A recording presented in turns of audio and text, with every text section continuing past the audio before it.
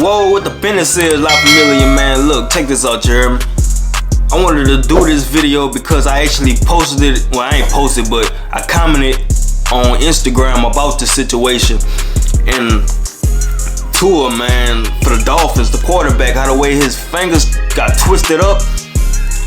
This video we gonna watch is gonna explain what actually happened and why his fingers twisted up. Cause in my comment I actually posted that why his fingers twisted up like that when he hit the ground from the impact, you know what I'm saying? But how the way it look, I'm knowing it's serious, so we finna get into it, see what's the cause of it and why it happened and what's the effects that, you know what I'm saying, is he gonna play football again after this? You know what I'm saying? But prayers up to him, man. I hope everything go good. Cause that looked at something serious, so we gonna get into it.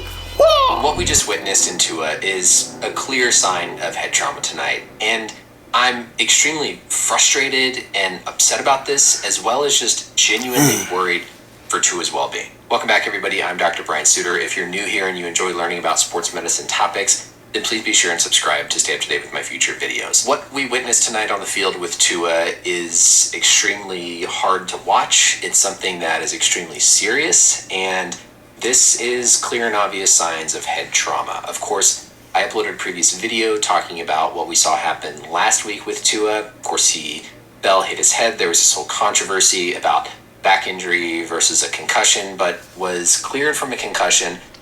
And that's another thing too, bro. Like, I ain't played long, but I actually played football. The helmet and pads and all that other stuff, man.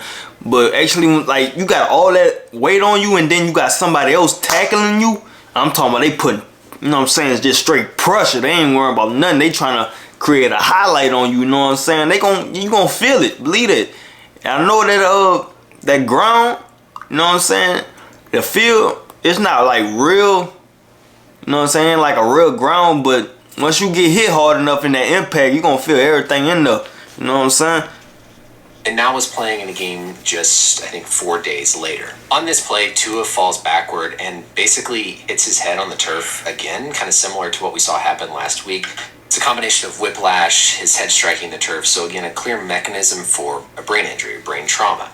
What we witness afterwards then, with Tua having his hands sort of contorted in that awkward position, is what we call posturing, right? This is similar to the fencing response that we can see, these abnormal posturings that occur in the setting of significant brain injuries or concussion. His fingers are rigid like that because of this continuous electrical signal being sent to those muscles as a result of that head trauma. We saw something like this with Donald Parham last year, where he was having those shaking kind of tremors of his arms. And so this is on that same scale of what we can see in the body and the limbs as a result of trauma to the brain.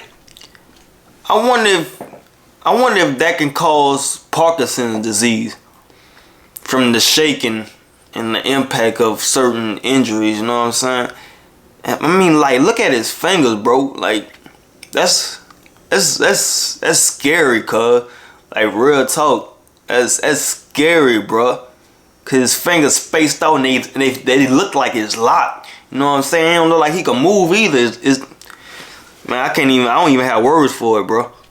Whenever there's a concussion, all these signals just start to fire and discharge in the brain, and so you can get patterns of abnormal electrical activity that result in these posturing patterns, the fencing response, or just the arms and fingers locked in a certain position because of that increase in the muscle tone from the nerve signals. In this situation, right, we don't know if Tua is responsive at all. He could be completely unconscious. I frankly didn't see a moment when they were taking him off on the stretcher where it looked like he responded or was moving his legs. Obviously, we saw him taken off on the spine board, and remember, in these situations, if an athlete is unconscious, we have to assume that there could be a neck injury, even though there was nothing about this play that looked overly traumatic to the cervical spine itself. We can see they've taken off the face mask because, again, in transport, you don't want to have any risk if there is a cervical spine injury of the athlete stopping their breathing. You need to make sure you can put a breathing tube in, and so we see that they've all masked. Part of clearing somebody's neck or cervical spine is that they can answer questions reliably. So if they're unconscious, then you have to assume worst case scenario and put them on the spine board. This is really hard for me to talk about and not get extremely frustrated and just emotional about the situation because of everything that happened last week. We know that when somebody is returning from a head injury, if they return too soon before they've recovered, they can have another head injury and be more susceptible to those symptoms, right? We've all heard about something called second impact syndrome. While extremely rare, to say that that posturing with his hands was a clear sign of brain trauma, because the public needs to hear that. The public needs to be aware of this, as I think most people are watching it. I don't know what the response is going to be going forward with this whole investigation from last week.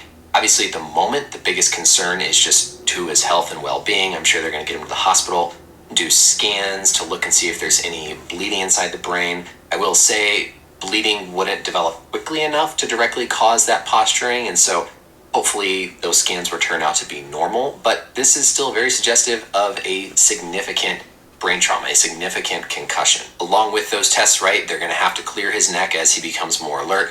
They're going to have to make sure that there's no other injuries that he's sustained. And then, obviously, in this case, there can be no denying it. You're in the concussion protocol, right? We talk about those no-go signs. This is clearly one of them. That posturing that we see is a clear outward sign that can help you and tell you that there's been brain trauma. Hopefully things are okay, and this is another learning situation to make these protocols better, because this is extremely scary to watch as a sports medicine doctor. It's extremely scary to watch as just a sports fan. And I, number one, hope things are okay, but then number two, hope that this is a time to make things better and to improve this whole situation and improve athlete safety. That's it for the video, everybody. Let me know, as always, any questions or comments down below. And until next time, we'll see you later. Bye. Well, there you go, y'all. That was basically everything you needed to know about his situation. But I hope he turned out good, bro, cause at least get a chance to play football again. Cause most football, well, athletes, period, when they get a serious injury and they can't play that sport no more, you know what I'm saying? Sometimes it don't really turn out too good, you know what I'm saying? They get depressed, cause you know what I'm saying? That's all they know is football. That's all they, you know what I'm saying? That's the sport they love to play. But man, I hope Tua come out good out, you know what I'm saying, through everything that's going on right now, bro. I hope he shake back.